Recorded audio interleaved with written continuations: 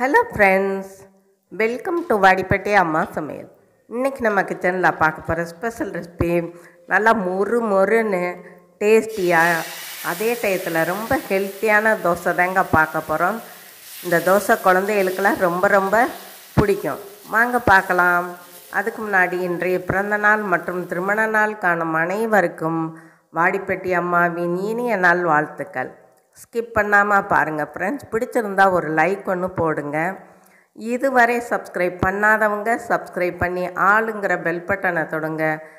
வாங்க வீடியோக்குள்ளே போகலாம். இப்போ ஒரு பாத்திரத்தில் 1 கப்பு கேப்ப மாவு எடுத்துக்கலாம். இப்போ அதில் 3 ஸ்பூன் பச்சரிசி மாவு சேர்த்துக்கலாம். 3 ஸ்பூன் ரவை அதையும் சேர்த்துட்டு தேவையான உப்புத்தூள் சேர்த்துக்கலாம். சேர்த்துட்டு நல்லா ஒரு ஸ்பூனால் ஈவனாக எல்லா பக்கமும் நம்ம கலந்து விட்டுக்கலாம். இப்போ தண்ணி சேர்த்துக்கலாம். இப்போ நான் 1 டம்ளருக்கு தண்ணி சேர்க்குறேன், ஆனால் அது பத்தாது. இன்னொரு டம்ளரும் நம்ம சேர்க்க வேண்டி வரும். நல்லா தண்ணியாக கலக்கி ஊற்றணும், அப்போத்தே மொறுன்னு வரும். அதனால் கொஞ்சம் கொஞ்சமாக ஊற்றி நம்ம நல்லா பிணைஞ்சி எடுத்துக்கலாம். பாருங்கள், இப்போ இந்த மாதிரி தண்ணியாக கரைச்சிருக்கேன் பார்த்திங்களா. இது மூடி போட்டு வச்சுருவோம், ஒரு 10 நிமிஷம் இருக்கட்டும். இப்போ ஒரு மிக்சர் ஜாரில் கொஞ்சம் பெரிய வெங்காயம், நீங்கள் சின்ன வெங்காயமும் போட்டுக்கலாம், 3 பச்சை மிளகா, ஒரு துண்டு இஞ்சி, ஜீரகம் 1/2 ஸ்பூன் போட்டுக்கலாம். உங்களுக்கு தேவையான காரம் ஜாஸ்தியாக போட்டுக்கலாம்.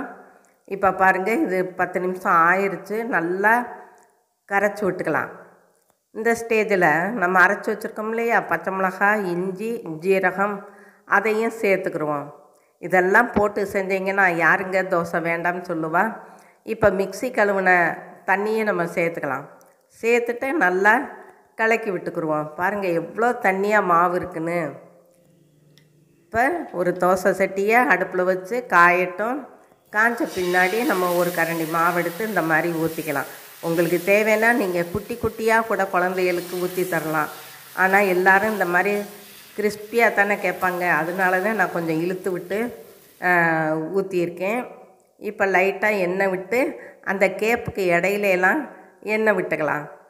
அப்படி லைட்டாக அப்படி எண்ணெய் விட்டோம்னா மொறுன்னு இருக்கும். பிள்ளைங்க கேப்ப மாவு தோசைன்னா ஓடுங்க. ஆனால் இப்படி நான் செய்கிற மெத்தடில் நீங்கள் செஞ்சு கொடுத்தீங்கன்னா நீங்கள் சுட அங்கே தோசை காலி ஆகிக்கிட்டே இருக்கும். இப்போ பாருங்கள், பிரட்டி போட்டாச்சு, சூப்பராக வந்துருச்சுங்க கிறிஸ்பியான கேப்ப மாவு தோசை. இன்னொன்னையும் நம்ம ஊற்றி காட்டுறேன் பாருங்கள். இப்போ கரண்டியால் கலக்கி விட்டு ஒவ்வொரு தடவையும் நம்ம ஊற்றும்போது அந்த மாவை கலக்கி விட்டுக்கிறணும். அடியில் மாவாக இருக்கும், அப்புறம் மேலே ரொம்ப தண்ணியாக இருக்கும். இந்த மாதிரி கலக்கி விட்டு நீங்கள் போட்டுக்கலாம். பாருங்கள், கொஞ்சமாக லைட்டாக எண்ணெய் ஊற்றிக்கலாம். சின்ன குழந்தைன்னா நீங்கள் நெய் போட்டு கூட ஊற்றி கொடுக்கலாம். அதே மாதிரி இந்த மாவோட தேங்காய் துருவல் போட்டு செஞ்சாலும் இன்னமும் டேஸ்ட்டாக இருக்கும். அதே டேஸ்ட்டில் நமக்கு ஹெல்த்தியான தோசையும் கிடைக்கும். பாருங்கள், நீங்கள் பார்க்கும்போதே தெரியுது அந்த தோசை எவ்வளோ கிறிஸ்பியாக இருக்குன்னு.